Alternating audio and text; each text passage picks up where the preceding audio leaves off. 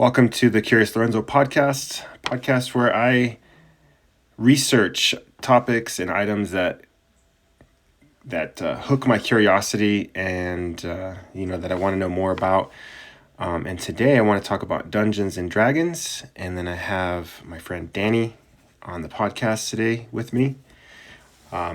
So yeah, I don't know, Danny, do you want to introduce yourself and then we can get into Dungeons and Dragons?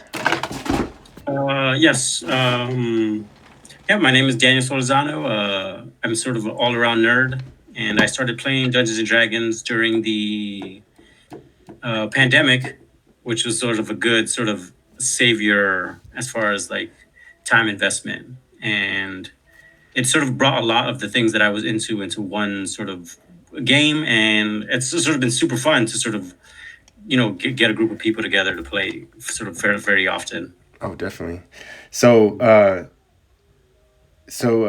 during the pandemic, I guess everybody was on lockdown. You were at home playing remotely, right? Yeah. So we had a couple of friends who were, and they were all in New Jersey, Mm-hmm. and we were all playing, and so we technically we could have met up in person, Mm-hmm. but we did it all remote. And my daughter was 2 at the time, so it was like put her to bed, Mm-hmm. and then let's go play Dungeons and Dragons. Oh yeah. Yeah, and then it was super fun. It was like an event. I Mm-hmm. would go buy beers and like set up my whole house.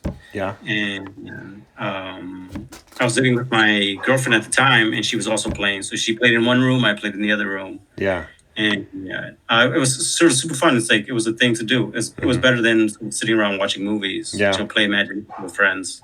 Oh yeah. I mean, going back and thinking about the pandemic, it's just kind of crazy to think about. Like we were all in sort of like a weird space, right? Like we were not expecting what was going on. It was a little bit scary, like in New York, especially. That's where you were, right? I was living in New Jersey at the time, Oh, but I was working in New York. you're in New Jersey, right? Okay, but from an outsider, like we started to see things, and I don't want to go super deep into the COVID and everything else, but I guess that's part of it. But like I remember how scary it was. I remember seeing how hard New York was getting hit, and like they couldn't keep up with like the sickness, and like it was crazy. So I imagine Dungeons and Dragons for you was a good way to get your mind off the world and what was going on, and allowed you to kind of make that connection, that personal connection with people, right? So Exactly. It gave us like automatically a thing that we were doing. I think we were playing like Wednesdays or Thursdays, and it was a thing I could look forward to during the evening. And it was like, oh, that's how we were going to socialize. And like I right, said, it was for me, it was like going to the bar. right, Right, I was gonna grab some beers. Right, I was gonna put my daughter to bed, and I was like, oh, we're gonna play 3 or 4 hours of play imagination. And the friends that I was playing with, I was people I would sort of see regularly, and right, we weren't seeing anybody. So it yeah, was nice to go to do this thing, and it was very. They say that your memories, whether you actually go through it mm-hmm, or you sort of recall it, they're stored in the same part of your brain. mm, So the thing that we went through in the game, when I sort of remember it, and I talked to some of the people that I played with about, hey, remember that time that Braceras jumped out of a moving house and oh she yeah, saved me to grab the gem? And I was like, oh, those. When I think about it, those are the same places where I remember everything else, and it's sort of cool. It's sort of be about it. yeah, definitely. I mean, that's one thing too. Like I'm I was brand new. Like I just started. When did we start? Like maybe 2 years ago, right? Mhm. And I was brand new, and I didn't know what the rules were. I didn't know anything. I guess so. You said that your background is you're kind of like an all around nerd. So you already have like some kind of experience with Dungeons and Dragons, or did you have a general like familiarity with it when you started playing? So that was the crazy thing Mm-hmm. was I avoided playing Dungeons and Dragons because I knew it was a thing that I would get into, and I Mm-hmm. did not want to get into it. But on the build up for the first day that we were going to play, I was watching videos, Mm-hmm. and I still did not understand what the purpose of the game was. Uh, And I was like, explain, like, and the people were explaining, and I was like, this doesn't make any sense to me, like yeah. why it has rules and what is going on. Right. And so the first day that we met up, the dungeon master that we had was Mm-hmm. like, he's like, he was first of all amazing. Yeah. He's a person who practices voices and was like sort of very thorough. Right. And he was laughing at us the Oh yeah. whole time.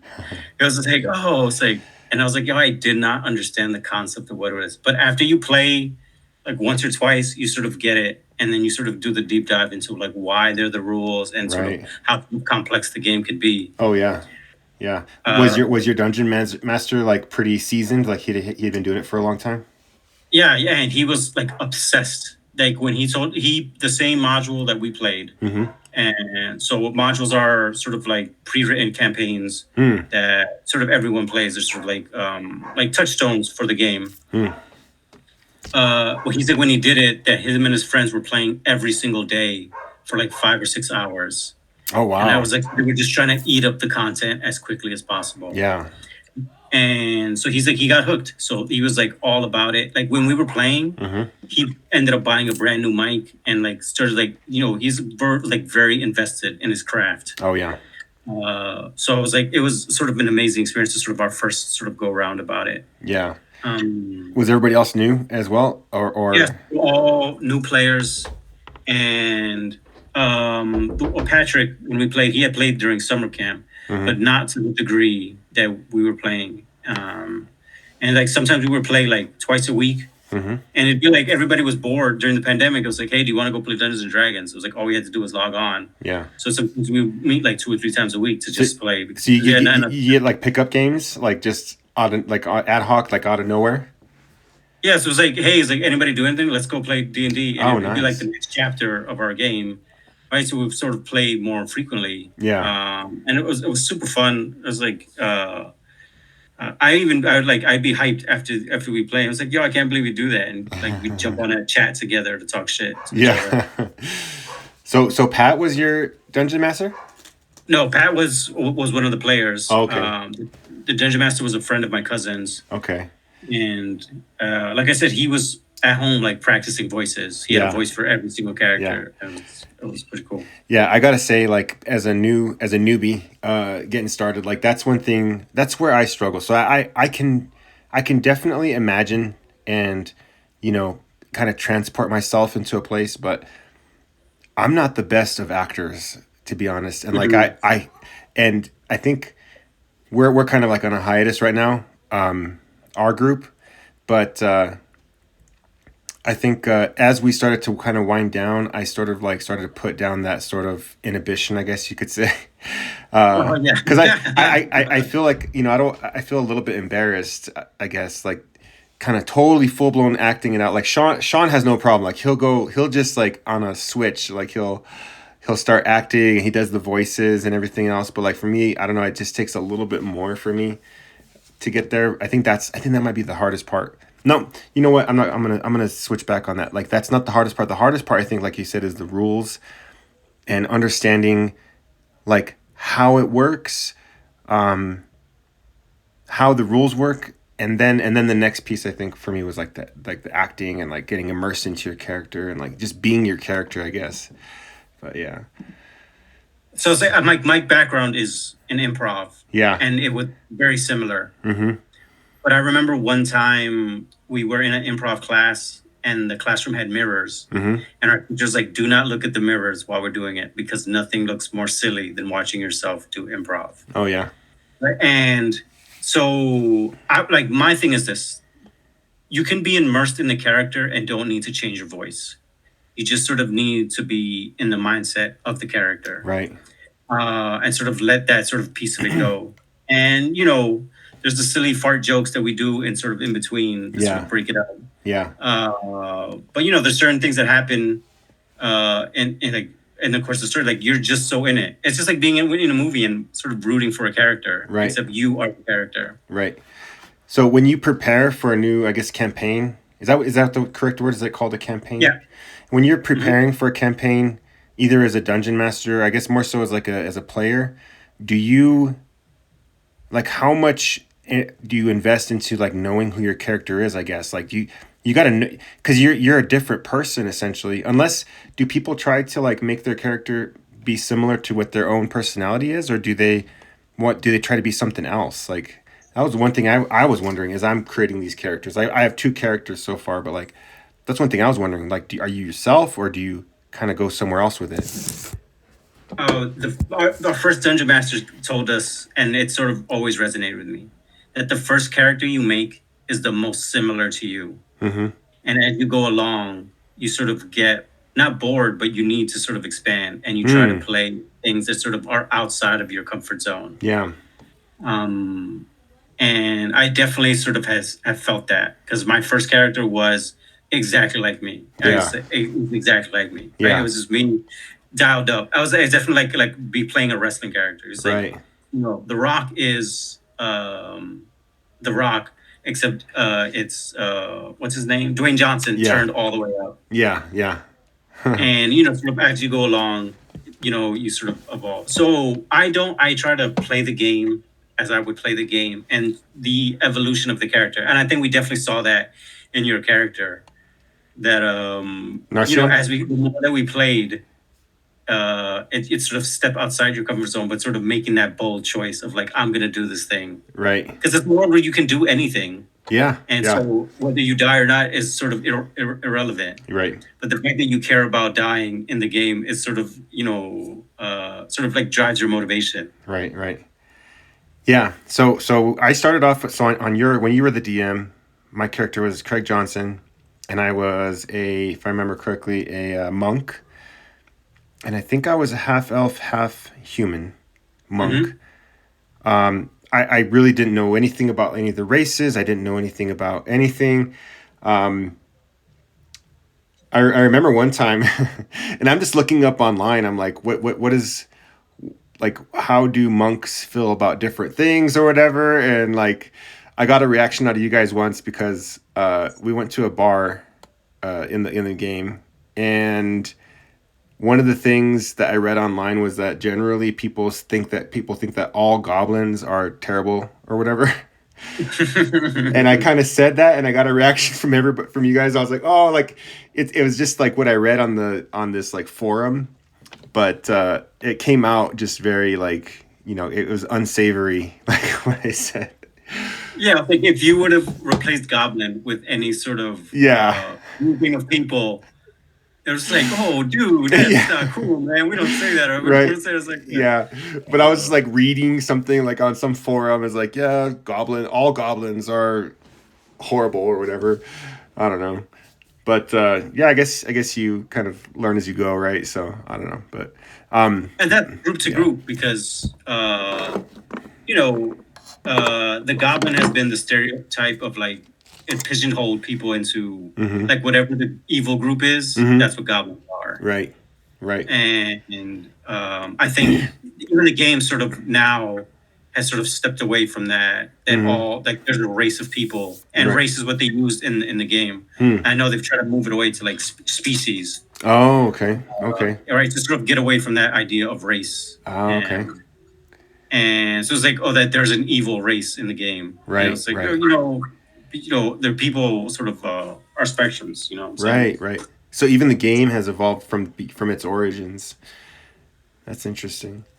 Yeah, exactly. Yeah. It's sort of cool to think about. And I know but I gotta say, everything has sort of moved into sort of expanding. And sort of that niche idea of one group of people or one sort of perspective is sort of expanded out. Yeah. Um, Yeah. So that first game that you played during COVID, did you guys finish it? Like, is there an end to a game? Yeah, so the modules have a distinct ending, sort of written in, but we did not finish. And as much hours as I spent listening to people talk about D&D, that finishing a campaign is rare. And the game, there's a YouTube video of a guy who's been running a campaign for like 27 years. Really? Wow. Yeah. And it could sort of go on and on forever. Wow. Because it's like you sort of continue to play the characters. Yeah. Characters die, Uh-huh. and you can sunset your characters.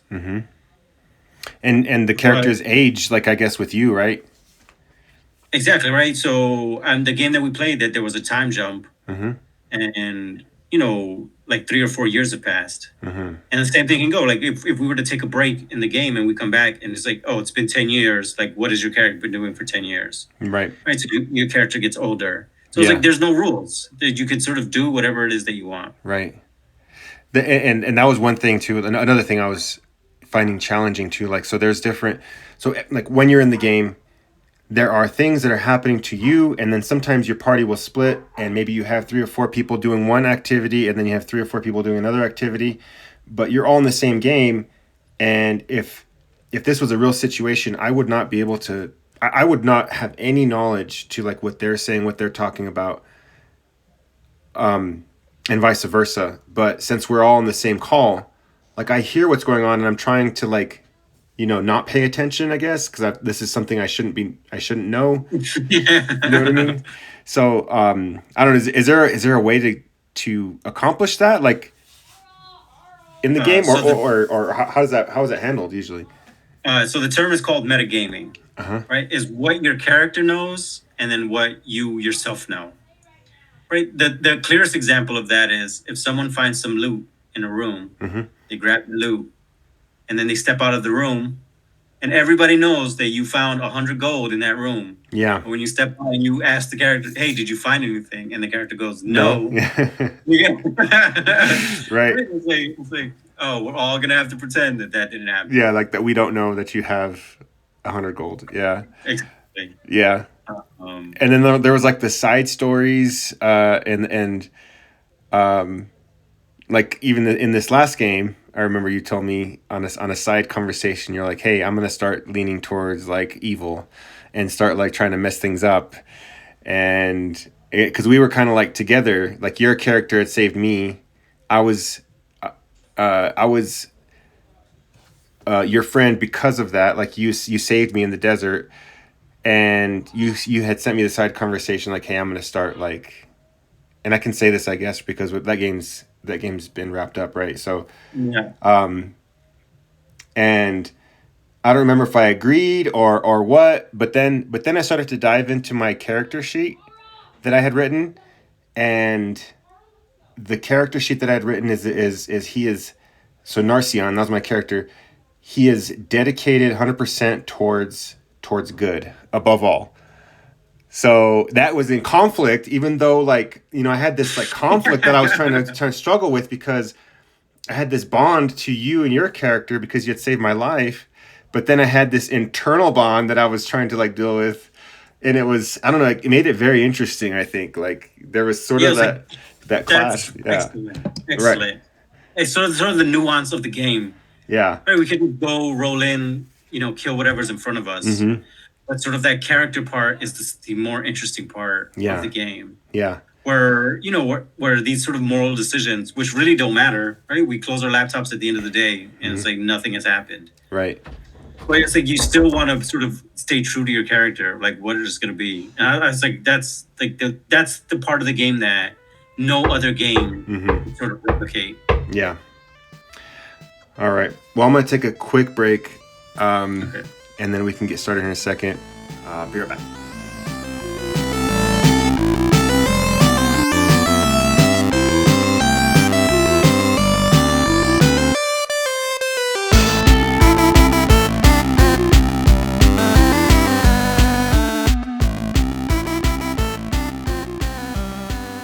All right, we're back. So, yeah, very, very, very fun. Like getting into Dungeons and Dragons. Like I was fresh, brand new. I didn't know much about Dungeons and Dragons other than what's in popular culture. So I'll give a little background on my understanding of Dungeons and Dragons. So there's when I was a kid, I remember, because I grew up like around people who were like pretty religious and stuff, and I remember like I had no like I had no friends that were playing Dungeons and Dragons. I didn't have any. It wasn't around me, but I remember there was like a kind of an uproar, like nationwide, that Dungeons and Dragons like had this sort of like evil, kind of like a demonic, like in, like tie to it, and like we like kids were being warned like don't play Dungeons and Dragons, it's bad. I don't know if you had that same experience out where you're at, or if it was just kind of like a regional thing. But like, Well, the Satanic Panic was definitely around, but yeah, nobody I knew was like Dungeon was not a thing. Uh, like I saw some of the art maybe, mm-hmm. but it was definitely not a thing that anybody I knew was playing or Mm. even sort of in my purview. So art. What kind of art was there? So the guy that made the game, Gary Gygax, Uh huh. he was influenced by the I forgot the magazine or the book, the like heavy metal book, where it's like women in like metal bikinis on dragons. Oh, is it Um, the Dragon? The Dragon magazine. I'm looking online. no, it's Uh, like heavy metal. Something was like rock and roll or something along those lines. okay. Interesting. Yeah, I had I had the origin story of Dungeons and Dragons, and I'm just on Gary Gygax his Wikipedia page. Looks like he passed away in 2008. Yeah. Wow. Yeah. So I mean I never played it. I remember that whole Satanic Panic thing. Dungeons and Dragons was wrapped up into it, and then didn't hear much about it after that up until like pretty recently when I started watching Stranger Things and the kids play Dungeons and Dragons. Like that was about it for me. Popular culture, Dungeons and Dragons was that. Yeah, it was like when the game when that show came out, and I was like, I realized that they were playing Dungeons and Dragons. I Hmm. still hadn't started playing it myself. Then I went back to realize what it is that they were actually doing. I was like, it made still made no sense to me then. Yeah. Have you played an in-person game? Oh, so I played one on my birthday. Yeah. I the thing I was really wanting to do. So I DM'd a game Hmm. with two new players and talking about two people that are not nerdy at all. Right. They were two friends of mine, Yeah. and I got them to come and play. And then I got Eliel was the first time I played with him, Yeah. and then my girlfriend at the time Yeah. we played. Right, so we went to a bar Yeah. that you could like rent space and play, and it was absolutely amazing. In person is definitely the way to go. Really? Okay. Yeah, So uh, I've never played an in-person game. Like I guess you have a board, right? yeah. So I drew the map, Hmm. and that's how we played. And I used little Lego figures for the characters. Yeah. We moved that way, and I gave them character sheets. I bought them dice, and it's fun to roll dice in person. Yeah. Right? It was like when that D20 drops, it was like, Yeah. what is going to happen? It's Right. fun. So was that like those are called a one shot, right? Yeah, one shot. Yeah, And so did you wrote the whole thing or did you kind of pull it offline? yeah. I bought one. It's the beginning, and I would advise anybody that's sort of interested in playing the what is it called? The Lost Minds of Fandelver. Uh-huh. It's an excellent place to start. It's set up already. It's like it's exciting to play. It's built as a straight up D&D. You could play each chapter in one session. Mm-hmm. And as far as beginners concerned, it's perfect. Is it a I definitely. is it a book or is it a website? So it's a module. They were Dungeons and Dragons was actually giving it away for free. Oh wow. You can buy it. It's like $20. They don't make it anymore. Mm-hmm. But you can buy it online. It comes with all the maps and stuff. But if you can find yourself a copy of it, there's thousands of copy. Okay. But it's excellent. Like it's one of those things like I'm saving to play with my daughter. Yeah. Nice. So was that the first time you had DM'd or No, so I had been DMing for a while, Mm-hmm. for our game, and Oh, okay. so yes, it's something that I sort of picked up, and it's DMing is definitely my wheelhouse. Yeah. It's about organization, storytelling, and sort of making things up as you go along. And those are all three things that I was very good at. So I was like, I sort of took to it very quickly. Oh, nice. Yeah. I got to say, like when you were DMing the software that you were using, I think I liked it a little bit better than the software that Pat and Sean use. What was it Oh, called? the Roll20, yeah. They were Yeah. using Roll20, which is the most popular of all the software. Oh, is it? Yeah, because they were giving away basically for free. You could start to play, so they grabbed a large sort of user base. And when I first started playing, we started using that. But I'm a nerd, and I was like, I did a deep dive into it and sort of doing all the modules. Foundry does a good job of auto doing stuff. You can edit things as best you want, Hmm. and I thought it was sort of more in line with what I'm sort of used to. Customizing a software for my need. Yeah, and what I really liked about it is when it was time to roll for initiative, that music would come on, Yeah, exactly. and I'm like, oh, like you get into it, right? And Yeah. that first game, I gotta say, it was a pretty good mix. Because we had oh, what was the one? What was your friend's name that like he always just wanted to like battle? Um, Azamat, Mike. Mike, yeah, Mm. that was fun. I liked playing with him because he kind of got us in a little trouble, but he also made it exciting. Because Exactly, like for me, I'm exactly. more conservative with my things. Like I want to take like the diplomatic approach. Like, hey, let's check these guys out and let's make sure they're not like harmful or whatever. And you guys are like, no, it's a manicore, and the manicore is gonna kill us. I'm like, well, are you sure though? Like, you never know. That's what's like I said, like you in real life, Hmm. like are generally good person. Yeah.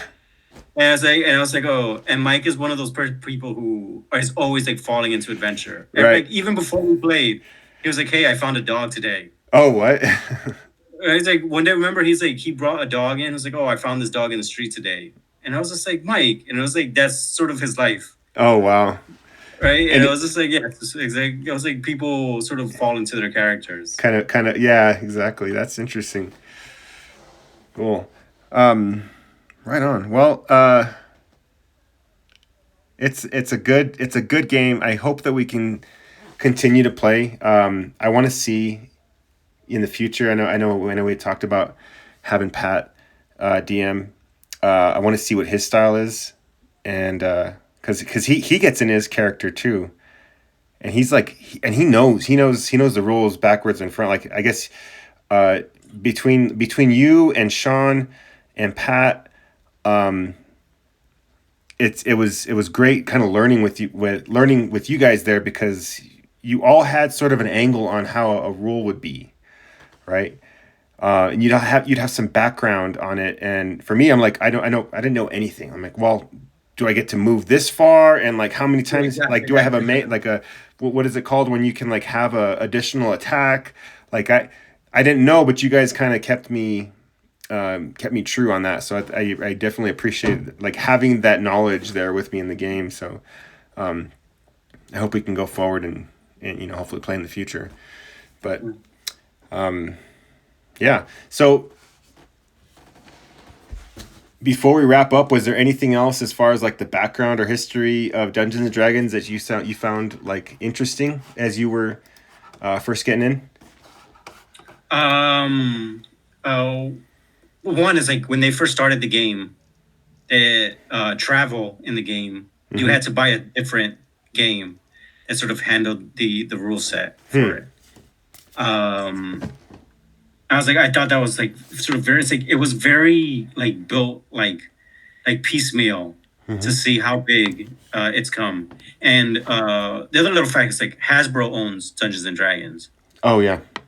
and it's Hasbro's one of the largest moneymaker. And if you think about it, they just print rules. There's nothing Hmm. about D&D that you actually have to purchase. So if you go to like Target or whatever and buy Dungeons and Dragons, what comes in that? Like, is it a board game? I mean, is it? I mean, it's technically Exactly. a board game, right? Exactly. And no, it's just rules. Huh. Just give you the rules and then a piece of paper you fill out. And back in the day, you would have to like do the math and fill out your character and sort of like build it up. But it's all imaginary. Like we Yeah. could just make the game ourselves. Like somebody explains to me, like when you were on the playground Mm-hmm. and you would play these games where you're like, I'm shooting you with fire, and Right. no, I blocked it. Right, the dice is the thing that sort of determines who win and who loses. Yeah. But it's all pretend. Do you have to have a knowledge of your weapon too? Like back in the day, did people like draw die? Because right now, I mean, the two campaigns I've played, we've had like the online software that shows us where to go, tells us how far we can move. Think the map is there in front of us. Like some of the stuff is not imagined. It's like there, you can see it on the computer screen. So back then, imagine people went all out and like drew in detail like their weapons, like did like use their art skills to draw their characters. Like is that how it worked, or even still works, I guess, if you're like an in person. So this is how where it can expand. Like there's people that play where they're buying miniatures that are hand painted. There's like expansive boards where people have mountains and all sorts of like deep dive where you can sort of go in and it's like almost a physical space. And then you can go on the other end where it's all theater of the mind, where you're gonna sit around, the DM is just gonna explain it to you, and there's no physical anything. You're just gonna pretend, you're gonna imagine what it is. So when the dungeon master tells you there's something 10 feet away from you or something is getting close to you, you just have to imagine it, and people play like that. So there's zero visuals, right? And it can go from back and forth. The only thing that D&D sells is the rules to tell you what is supposed to go here and where, Right. and nothing else. They don't even sell you a map where you can sort of put things on. You have to, like, the Lost Man's of Phandelver, I had to make a map. I bought a big poster board and drew the map out so that we can have characters to play on. Oh wow. Yeah. Dang. That's so wild. Like I'm thinking about like the 100% theater of the mind. Like Exactly, you can't 100%. Yeah. you cannot, I mean, if you're good at your imagination, if you're good at like immersing yourself in that world, like not even like the best virtual reality can like get you to that space. I think your Exactly. brain is so powerful to like get you there. You just kind of have to, I don't know, like train yourself. Like kids can do it really well. Like my son, he's 8 and my daughter's 7, and they pretend all the time, and they are immersed in their world. But like adults, like it's a little bit harder for us to get there, but I think we can get there. And I don't know, it's kind of like a transporting you to like a different place. I think it's really cool. Yeah, I was like, think about it. The thing that we used was just flat images Mm-hmm. we played on, and or sometimes I would find like a background, and it was like, oh, imagine you're something like this. I remember the time I found a picture of a river, Mm-hmm. and I was like, oh, hey, you guys are going down this river, but there was like the picture's not moving. It's like just a picture of a river. And it's like trying to give you some context of what sort of anchor your mind Right. in this idea. But it's I don't know. It's amazing. This is the only game where that is possible, Right. and it's part imagination and part sort of when somebody's character died. It was sad. I was like, Yeah. oh, he died. It's like, Yeah. oh, When Sean's character died, I was like, oh, that's like, I'm sad for him. Like yeah, exactly. Right? he's the only character I think that had died in that campaign, right? And that yeah, exactly, yeah. Yeah. And he had a couple guy rolls, and he tried to run. Yeah. It did not He work. just got really unlucky. Like he had what is it? He rolled a 1, right? Yeah, one, yeah, he rolled a one. He rolled a Right. 1, and then you have the death save, Yeah. and then you have to roll more than a 1, right? And then he rolled a 1. He had to roll more than a 10, but if you roll a 1, it counts for 2. Yeah. And like, this is where the rules come in. And he's like, oh, I was like, damn, you're down to 1. And then he died. Yeah. I was like, no coming back. Sorry, man. Yeah. But then like there's rules for a reason, because like I'm thinking, well, there's rules. Sometimes there's no rules. Like you can kind of go with things, but then like there has to be rules too, because if there was no rules, then I would say like, oh, maybe he can come back as a ghost, or like Yeah. maybe his character can come back in some way. But no, once your character dies, your character dies, right? Well, like, there's like resurrection and things like that, but that's sort of all determined by the dungeon master. Right. Because technically, I could just let you play and be like, a comet hits all of you and you all die. Mm-hmm. Right, but that's not fun. And on Yeah. the other end, I could put it where every time you die, you come back, no matter what. And I was like, that's not fun either. No stakes. Right, so it's sort of balancing in between who wins and who lost. And that loss there was like, Sean's character kept running, and he kept running. And he tried to get away. He had all these ideas. Yeah. And in the end, he got caught, right? It's like, oh. So Yeah. I thought it was a good ending for his character. Yeah.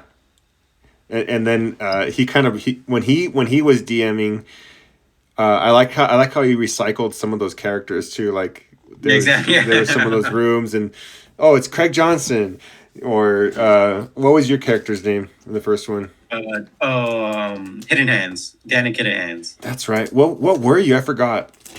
I was dark gnome, no, deep gnome. It's like a gnome that lives underground, so he has like gray skin Okay. and a long white beard. Okay. And the robot. What was that? What was your character's name? The robot. Danish Sandheart. Yeah, that's right. So is that a typical character, a robot in Dungeons and Dragons? Oh, so there's something called Planescape, or no, Starjammer. It's like in space where you ride like boats, and it's like really weird. And they have like hippos as characters and stuff. So since Sean said we could pick anything, Mm-hmm. and I had purchased it, so I was like, oh, I'll use this, and I was like, oh yeah, I'll make myself a robot, Nice. and it was pretty cool. Yeah. No, I thought that added a good spin to it, and Mm. we had the same background in our religion. Yeah, right, same religion, Yeah. right? Worship the same God. Right. It was fun. Yeah. And that's kind of interesting to think about a robot with faith. Exactly. But anyways, yeah. Well, cool. I don't know. This is it's a cool topic. I'm still really fresh, really new. I'm starting to fill up my time now since we've been on a hiatus. I've been filling my time up with like, well, I got to say, like as a parent, sometimes there's not time, but Yeah. what I'm trying to do is to carve a little bit of time for myself to like, do something that kind of brings me some joy, where I can decompress, and that was what it was for every Wednesday for like a year and a half, 2 years, and now I mean I can definitely fill my time with stuff. Like there's stuff to do around the house. My kids right now are doing homework, so after this I'm gonna go help them do homework. But if I have some time where I need to just like decompress, I bought a PS3 at a thrift store for like $20, and I've been getting so I like video games, but I have not played video games like since I basically had kids. Like I have not had any, like I have an Xbox, but I've been playing PS3 and like all these games that are like probably 10, 15 years old. But that's been pretty Good fun. to you. Yeah. Do you play games, video games? No, man, it's the thing that I missed the most. Not that I say miss the most, but I do miss. I used to spend hours and hours and hours playing video games. Yeah. I don't have any sort of time for it. Right. And Yeah. And when we had our Dungeons and Dragons group together, that's one of the things that would come up a lot of times. Is like, oh, are you playing this new game? The one that they were talking about was Baldur's Gate, I think. all of them have no kids. Oh, just like Yeah, FYI. yeah, yeah. Sean didn't have kids. I thought I for some reason I thought that Pat did, but I guess he doesn't. Eliel, he's not. He doesn't have any kids. No kids. Yeah. So we were the only parents, right? Me and you. Yeah, exactly. Yeah. So it takes work for for us to get in the game, but That's why yeah. I did like D&D. It's like we had to carve time for it. Yeah. I was like, if I didn't play, we weren't gonna play. Yep. So it's definitely, and even just in general advice for anyone is that the things that you want to do, you have to sort of carve out time. You have Yeah. to make time for the things you want to do. Yeah. Yep. And it was it was like super fun. Yep. Yeah. Yeah, it's good stuff. Well, cool. Well, Danny, I appreciate you doing this with me. That's really fun. I'll post this pretty quick. But yeah, I mean, even in the future, if we want to do like more topics, we can get into the fandom, the nerdum, whatever it may be. We can do more Dungeons and Dragons. I would like to get Pat and Sean and Eliel and everybody else to get on the call too. That'd be pretty fun. But no, this was Yeah, good. absolutely. Yeah, this was Yeah, good. absolutely. Yeah. So, all right. Well, I'm going to wrap up the podcast. Thanks for joining, and we'll see you on the next one. Huh?